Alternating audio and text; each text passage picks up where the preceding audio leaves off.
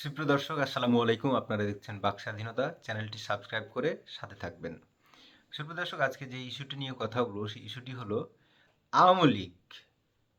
আওয়ামী লীগ আগামী দিনের রাজনীতি কিভাবে তারা করবে এবং আওয়ামী লীগ কিভাবে পুনর্গঠিত হবে, এই নিয়ে কিছু কথা আপনাদের সাথে শেয়ার করতে চাই।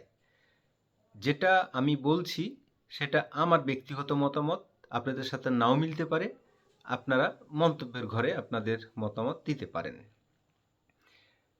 আমি মনে করি বাংলাদেশ আওয়ামী লীগকে যদি পুনর্গঠিত হতে হয় তাহলে ফ্রেশ ব্লাড লাগবে। অর্থাৎ ফ্রেশ ব্লাড বলতে যেটা বুঝাচ্ছি, নতুন নেতৃত্বে এই দলটাকে সাজাতে হবে। তারপরে হলো, এই দলটিকে যদি ঘুরে দাঁড়াতে হয় তাহলে এখনই তাদের ঠিক করতে হবে যে বর্তমানে যিনি সভানেত্রী আছেন তাকে রেখে দিবেন নাকি তাকে মাইনাস করে রাজনীতি সাজাবেন। এখন ওই যে আমি বলেছি, আওয়ামী লীগ যদি পুনর্গঠিত হতে চায় তাহলে ফ্রেশ ব্লাড লাগবে। তাহলে ফ্রেশ ব্লাড যদি লাগে তাহলে আওয়ামী লীগকে এখনই নির্ধারণ করতে হবে যে আগামী দিনের রাজনীতি শেখ পরিবারের কবল থেকে বের হবে নাকি শেখ পরিবারের মধ্যে থাকবে। আমার ব্যক্তিগত ওপিনিয়ন হলো, যদি একটা প্রজন্ম আমি মনে করি, যেমন জনাব তারেক রহমান, আমি চাই, ব্যক্তিগতভাবে চাই জনাব তারেক রহমান আগামী দিনের রাজনীতিতে আসুক এবং জনাব তারেক রহমান বাংলাদেশের প্রধানমন্ত্রী হন এবং উনি ক্ষমতা গ্রহণ করুন। আমরা এই একটা টার্ম চাই। আমরা এমনও চাই, এটাই কিন্তু পরিবারের শেষ একটা টার্ম হিসেবে দেখতে চাই। এবং এটুকু দেখতে চাই যে যদি সজীব অজেদ জয় রাজনীতি করতে চান, উনি যদি রাজনীতি করতে চান তাহলে রাজনীতিটা একটু শিখুন। উনি রাজনীতি শিখে উনিও, আমি বলছি শেখ পরিবারের মধ্যে উনিও শেষ ব্যক্তি যিনি কিনা ফ্রেশ ব্লাডের মধ্যে থেকে আসুক, এসে উনি রাজনীতি করুক।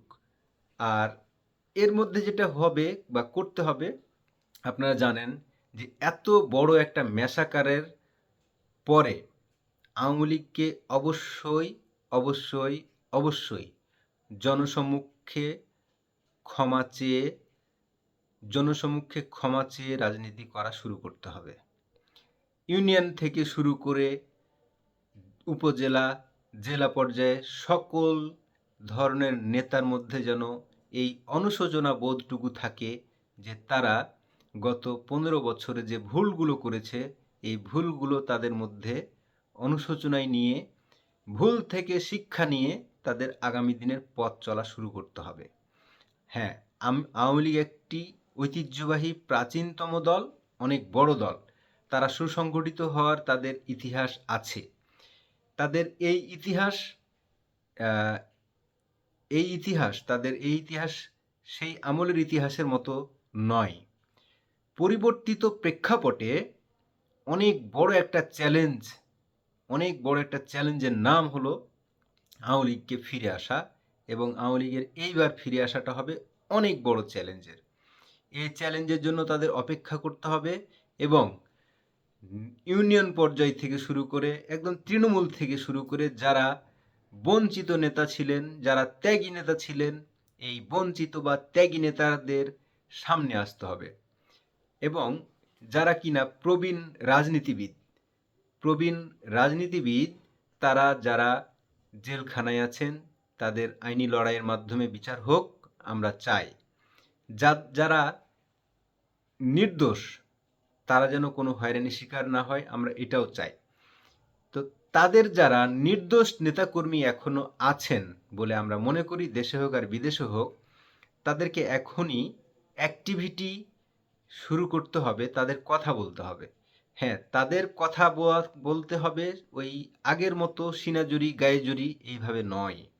অবশ্যই তাদের মধ্যে অনুশোচনা অনুতপ্ত বোধ থাকতে হবে এবং এই অনুশোচনা অনুতপ্ত বোধ নিয়ে আগামী দিনের রাজনীতি তাদের শুরু করতে হবে।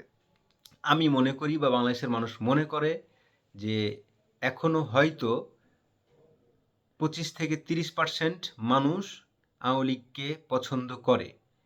এখনও যদি সেটা হয়ে থাকে তাহলে বড় একটা অংশ এখনও আওয়ামী লীগকে হয়তো সমর্থন করে। যারা সমর্থন করে তাদেরকে একটা প্ল্যাটফর্মে নিয়ে আসতে হলে অবশ্যই যোগ্য নেতৃত্বের প্রয়োজন, এবং যোগ্য নেতৃত্বের মাধ্যমে দলটি পুনর্গঠিত হতে পারে। সামনে নির্বাচনে অংশগ্রহণ করুক অথবা না করুক, দলটিকে সুসংগঠিত করা খুবই জরুরি এবং খুবই জরুরি। এই দলটির বঙ্গবন্ধুর যে আদর্শ, শুধুমাত্র বঙ্গবন্ধুর আদর্শ বা আওয়ামী লীগের যে ইশতেহার বা আওয়ামী লীগের যে সংবিধান বা আওয়ামী লীগের যে দস্তা দলিল, দস্তাবেজ এইগুলো আছে, এর সংশোধন যদি কিছু করার থাকে করতে হবে, এবং ওই লিখিত সংবিধানে হবে না। তাদের কাজে কৃতকর্মে সব কিছুতে বুঝিয়ে দিতে হবে যে তারা সত্যিকার অর্থে গণতান্ত্রিক একটি দল। এই মর্মেই যদি তারা ফিরে আসতে পারে তাহলে ওয়েলকাম। বাংলাদেশের রাজনীতিতে আওয়ামী লীগ একটা ডিফ্যাক্টর, এটা সবাই মনে করে থাকে। এখন পরিবর্তিত প্রেক্ষাপটে কি অবস্থা সেটা আমরাও দেখতে চাই, এবং গণতন্ত্রের চর্চা সকল দলের মধ্যে আসুক, আমরা সেটাও দেখতে চাই। তো বিশেষ করে আওয়ামী লীগকে যদি ফিরে আসতে হয় তাহলে এখন তাদের কথা বলা শুরু করতে হবে, এবং তাদের করণীয় কি, তারা আগামী দিনে কি করতে চায়, কিভাবে দলকে সুসংগঠিত করতে চায়, কিভাবে দলকে তারা শক্তিশালী করতে চায়, এই নিয়ে তাদের এখন থেকে কথা বলা উচিত, এবং তাদের গর্ত থেকে বের হয়ে এসে কথা বলা উচিত। আমি মনে করি যারা কিনা অনেক সিনিয়র নেতা আছেন সবাই যে করাপ্টেড তা কিন্তু নয়। যারা করাপ্টেড নেতা নন তারা অবশ্যই কথা বলা শুরু করুন। আপনার ভিতরে যদি সাহস থাকে যে আপনি করাপ্টেড নন, তাহলে আপনি বের হয়ে আসুন, বের হয়ে এসে কথা বলা শুরু করুন।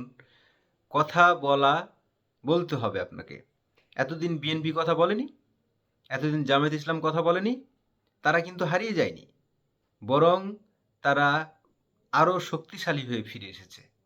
সুতরাং আপনারা আপনাদের অতীত ভুল থেকে শিক্ষা গ্রহণ করুন এবং শিক্ষা গ্রহণ করে ফিরে আসুন। বাংলাদেশে প্রত্যেকটা রাজনৈতিক দল সমানভাবে গণতান্ত্রিক চর্চা করুক, এবং বাংলাদেশকে একটা সঠিক, সুন্দর এবং আমাদের পরের প্রজন্মকে একটা সুন্দর বাংলাদেশ উপহার দিক সবাই মিলে, এটাই আমরা আশা করব।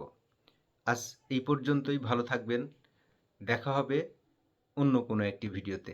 আল্লাহ হাফেজ।